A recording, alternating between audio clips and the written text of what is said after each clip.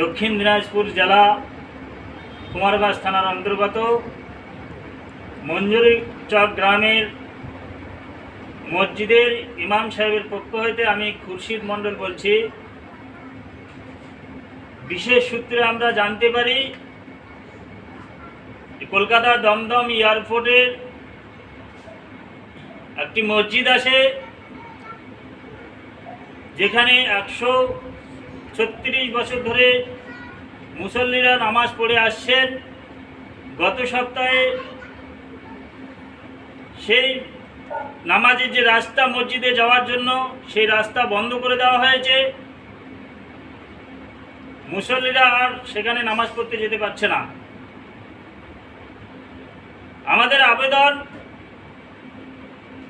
পশ্চিমবঙ্গ সরকারের কাছে, পুনরায় যেন সে মসজিদে 136 বছর ধরে যেভাবে নামাজ পড়েছেন মুসল্লিরা, ঠিক সেভাবে যেন সেখানে পুনরায় নামাজ পড়তে যেতে পারে,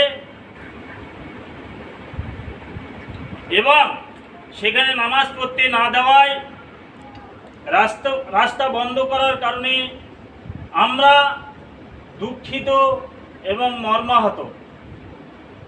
আমরা আবেদন করব পশ্চিমবঙ্গ সরকারের কাছে, পুনরায় যেন সেই মসজিদে মুসল্লিদের জন্য নামাজ পড়ার সুব্যবস্থা করে দেয় এবং তার একটা সুরাহা করে।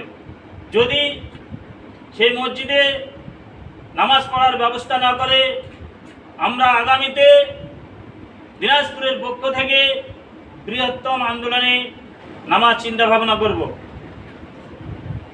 এই বলে আমি আমার বক্তব্য শেষ করছি।